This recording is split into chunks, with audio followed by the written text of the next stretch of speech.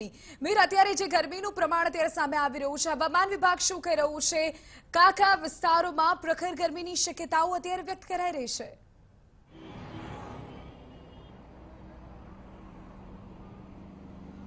વિધિ આગામી 2 દિવસ સુધી હીટ વેવની આગાહી હવામાન વિભાગ દ્વારા કહેવામાં આવી છે કે જે સાબરકાંઠા છે, બનાસકાંઠા છે તેમજ અમદાવાદ શહેર સહિતના અન્ય જે શહેરો છે ત્યાં આગળ હીટ વેવ 2 દિવસ સુધી રહેશે.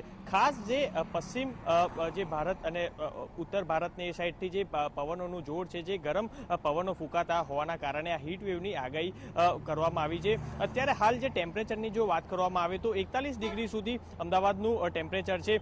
તેમજ હવામાન વિભાગે કહેવું છે કે 42 ડિગ્રી સુધી 2 દિવસ સુધી 42 થી વધુ તાપમાન અમદાવાદ શહેરમાં નહીં રહે. સાથે જ જે અમદાવાદ શહેર સહિતના અન્ય જે શહેરો છે ત્યાં પણ તાપમાન 42 ડિગ્રીથી વધશે નહીં. એટલે કે અત્યારે હાલ હીટ વેવની આગાહી કરવામાં આવી છે. ત્યારે કાલેની જો વાત કરવામાં આવે તો મ્યુનિસિપલ કોર્પોરેશન દ્વારા જે યલો એલર્ટ આપવામાં આવ્યું હતું, કાલે પણ આ જ રીતની 41 ડિગ્રીની ઉપર તાપમાન નોંધાયું હતું. ત્યારે હવે આગામી 2 દિવસ સુધી હવામાન વિભાગનું કહેવું છે કે 41 ડિગ્રીની આસપાસ જ તાપમાન નોંધાશે. ત્યારે મ્યુનિસિપલ કોર્પોરેશન દ્વારા પણ કહેવામાં આવી રહ્યું છે કે જે 2 થી 4 વાગ્યાનો સમય હોય છે બપોરના સમયે, તે સમયે બહાર નીકળવાનું ટાળજો અને જો જરૂરિયાત પડે તો જ બહાર નીકળજો. કારણ કે હીટ વેવની આગાહીના કારણે ગરમીના કારણે કોઈ પણ અસર પડી શકે છે. સાથે જ કોર્પોરેશન દ્વારા એક લોકોને અપીલ કરવામાં આવી છે પ્રજાજનોને કે પાણી છે તેમજ લીંબુ શરબત છે તેવું પ્રવાહી પીતા રહેવું કે જેના કારણે આ ગરમીની અસર ન પડે. હું આપને દ્રશ્યો બતાવીશ કે હું